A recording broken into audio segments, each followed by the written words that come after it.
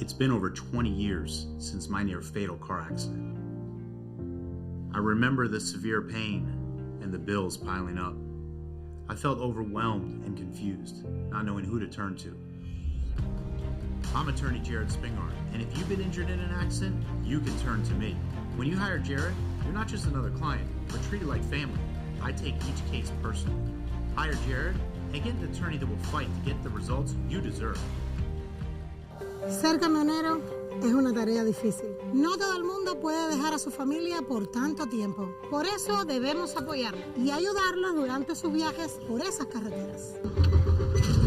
Opportunity Insurance te entiende y va cada milla a tu lado. Como familia, preocupándose por tu seguridad. Opportunity Insurance, la seguridad de andar por la vida asegurado. Regresamos con Agárrate. Voy a hacerte la recomendación que siempre hago cuando alguien me pregunta cómo venir a Estados Unidos y tener un estatus migratorio. No solo un estatus migratorio, también un trabajo estable. Hazlo con una certificación laboral. La certificación laboral te lleva muy rápido a una residencia permanente aquí en Estados Unidos. Expertos en certificaciones laborales son nuestros aliados de UCIA Legal, así que comunícate con ellos para todos los detalles. En pantalla tienes un número de WhatsApp para que les escribas y pidas tu primera cita, que es totalmente gratis.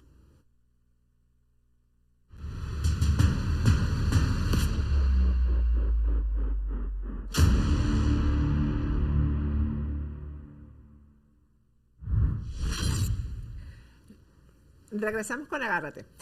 Hace unos días el abogado venezolano Carlos Ramírez López hizo una advertencia titulada Wilmer Ruperti, voy por ti.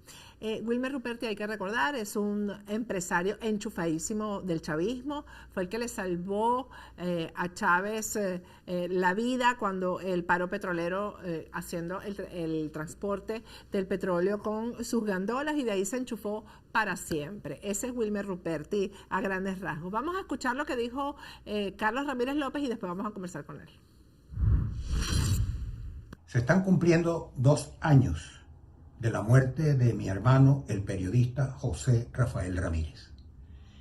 Él fue víctima de una celada que le organizó Wilmer Ruperti y que ejecutó en complicidad con su abogado, Alberto Barroso, un narcotraficante.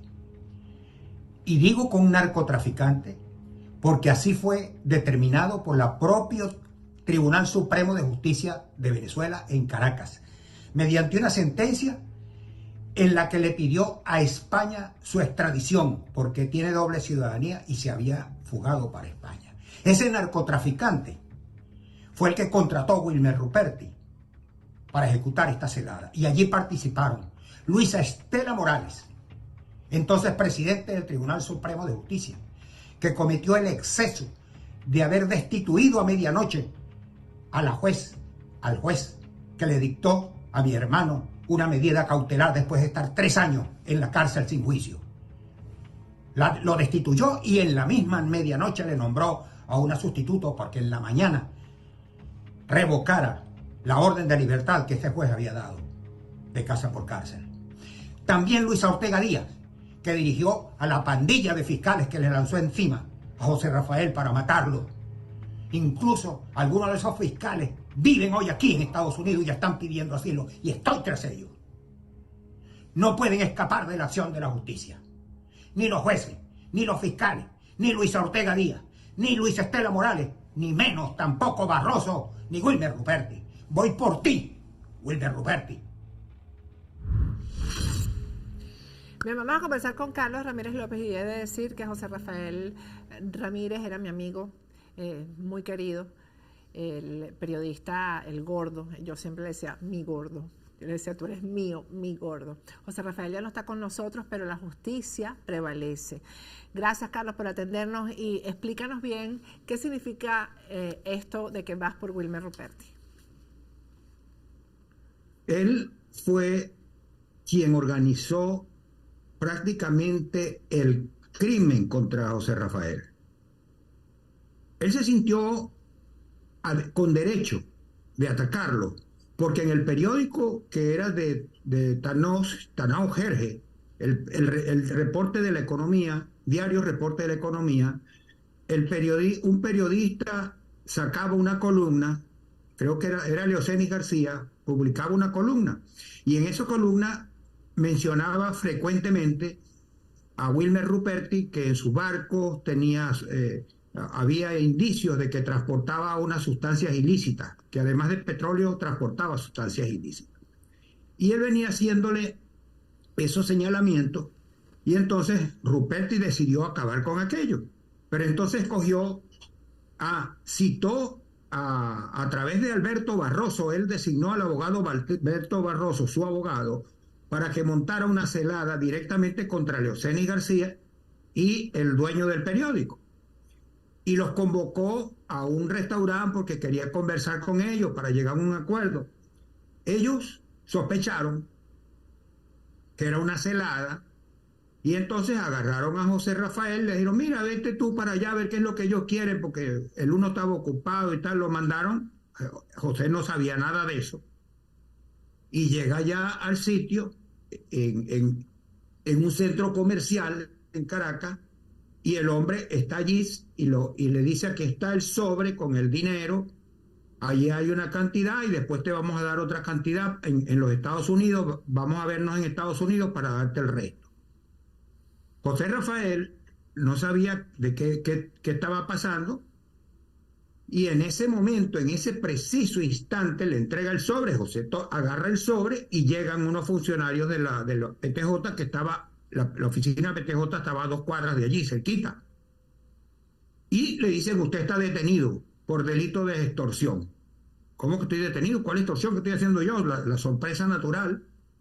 Y José era un tipo atravesado, él nunca fue un cobarde, y tú lo sabes.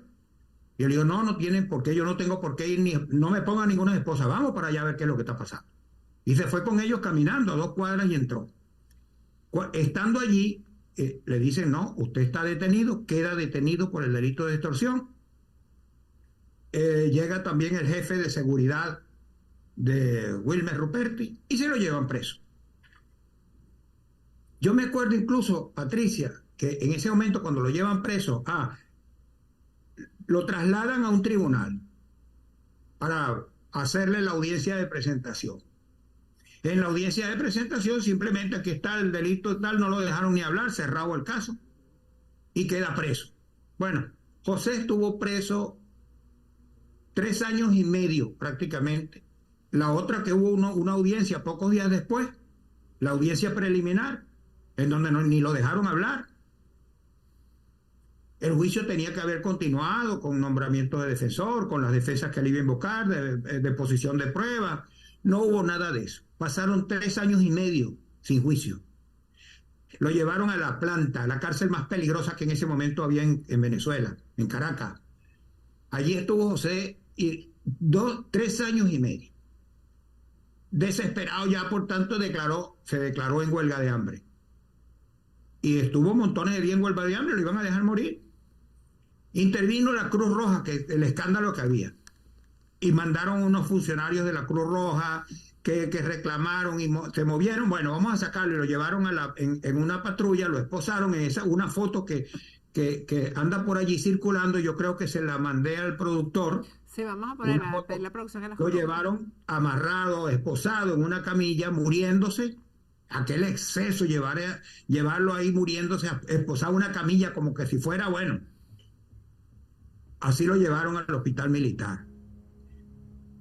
Y la Cruz Roja que estaba allí tenía un médico, y el médico del hospital militar en verdad coincidieron que estaba muy mal y que era mejor dejarlo allí por lo menos unos 2 o 3 días para restablecerle los líquidos, y lo iban a poner un suero. Y una fiscal que se llama María, ¿cómo es? Berté. Una fiscal de apellido Berté se opuso. Dijo que no, que él tenía que volver a la cárcel de La Planta, arbitrariamente. Y ella misma le arrancó las cosas que le habían puesto. Una cosa inhumana, feroz, bárbara. Le arrancó las agujas que tenía puesto José para suero. Y ordenó que se lo llevaran a los policías. Se lo llevaron otra vez a la cárcel.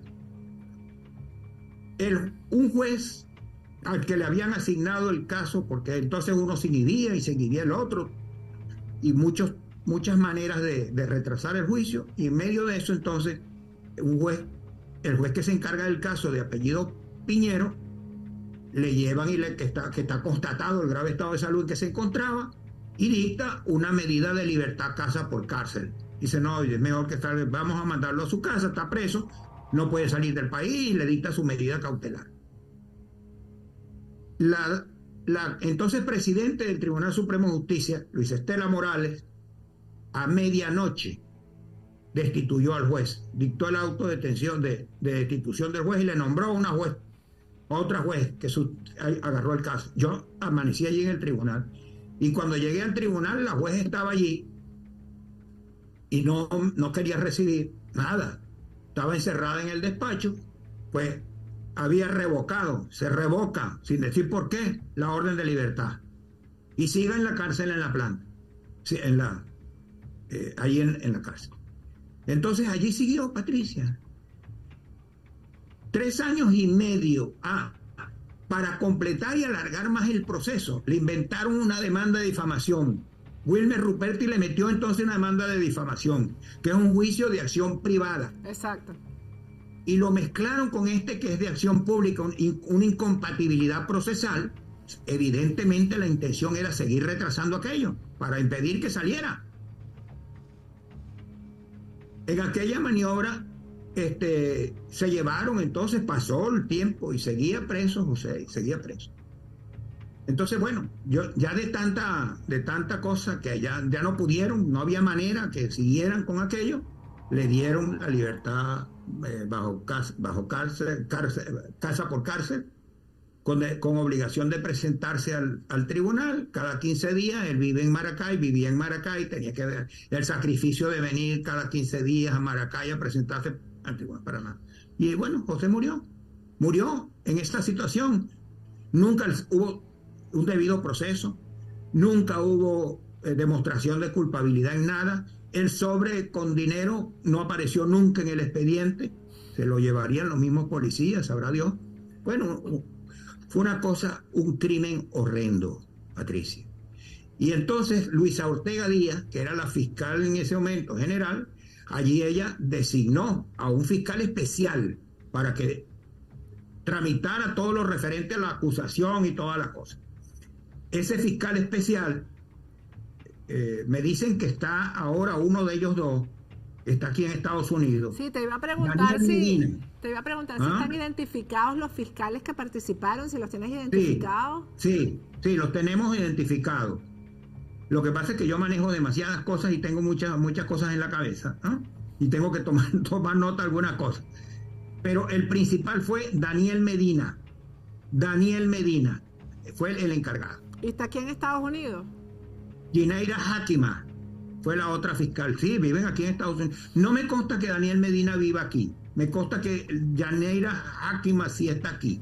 Yo voy a publicar, estoy ahorita redactando para próxima oportunidad un nuevo artículo con todos los nombres de estos personajes. Sí, porque además Luisa Ortega Díaz, que se las echa de que es una defensora de los derechos humanos, etcétera, allá está en España también. Está en España tranquilita. Ella está Patricia, yo fui a hablar con ella en Bogotá. Yo fui a hablar con ella cuando la vi que estaba, tú sabes, muy dedicada a combatir al gobierno y tal. Y yo le dije, mira, Luis Ortega, si es verdad que tú estás haciendo esto, si es cierto, yo soy capaz de perdonarte por el crimen que cometiste contra José Rafael. Yo no. ¿Y sabes lo que hizo la mujer? Bueno, yo estaba en ese momento tramitando el juicio, yo PDVSA Litigation Trust, me fui que comenzó en Miami, en la Corte Federal del Distrito Sur. El juicio prosiguió allá en Ginebra contra los tipos de la empresa Helsinge. Yo me fui para allá y les metí una acusación penal allá y le metí una acusación en Ginebra a Rafael Ramírez, toda esa cosa. Y cuando yo le estaba, para poder yo proseguir el juicio allá en Ginebra, le pedí al entonces procurador José Ignacio Hernández, porque me lo pidió el fiscal Johan Dross de allá de Ginebra, me dijo Si usted me trae una carta de la Asamblea Nacional, de una autoridad legítima de Venezuela, yo lo dejo que usted siga actuando aquí como acusador, pero si no, no puedo, no me lo permite la ley. Entonces hablé con José Ignacio Hernández y le dije, mira, dame una carta, le expliqué. Me dijo, te doy la carta, la vas a tener mañana, pasó mañana. Yo esperé la carta, nunca me llegó la carta. Después me enteré que Luisa Ortega había agarrado todo el material porque ella estaba encompinchada con estos tipos y se lo había pasado a este José Ignacio Hernández, ¿ah? Y él me burló. Esa es una bandida, esa tipa es una bandida. Y dime una cosa, Carlos, en este punto que estamos, ¿qué se puede hacer con quienes estuvieron en el caso específico de José Rafael? O contra ellos, mejor dicho. Bueno, la cabeza de eso, que es Wilmer Ruperti, además anda en otras actividades. Ilícitas. Ahora anda en otras actividades. Y por ahí le salió un juicio, un caso de un reclamo de 600 millones de dólares que debe por el material Coque, que no lo pagó, etcétera. Ahora y que compró tiburones de La Guaira. Y anda en otras actividades que las tengo sometidas a investigación. Pero lo más importante es que ya la Corte Penal Internacional admitió el caso de José Rafael, como me lo comunicó Walter Márquez. Walter es el denunciante junto conmigo. Y allí está en manos de la Oficina de Atención a la Víctima, que se convierte en acusadores, y yo me voy a constituir en acusador allá también. Voy a ir con Walter en estos días allá para registrarme como abogado practicante en la Corte Penal Internacional, porque tengo todos los requisitos, y voy a constituirme en acusador privado de Wilmer Ruperti, de Luisa Ortega Díaz, de Luisa Estela Morales, de todos ellos. Yo me voy a constituir en acusador de ellos por el caso de José en la Corte Penal Internacional. Bueno, ahí te vamos a acompañar en todo, Carlos, cuesta por lo menos con esta plataforma para difundirlo, y ojalá se haga justicia realmente, porque hará justicia no solamente por José Rafael, sino por todas las víctimas de estos tipos, por todas las víctimas. Así que... De verdad que yo te agradezco mucho eso, Patricia. Yo sé de la amistad y el cariño que tú tenías con José Rafael, los dos unos guerreros del periodismo, y bueno, no merecía eso que le hicieron, un crimen demasiado... Así es, la nobleza de José Rafael de verdad se perdía de vista. Así que ojalá se haga justicia. Gracias, Carlos. Muchas gracias a ti, Patricia. Bueno, con esto me despido hasta mañana.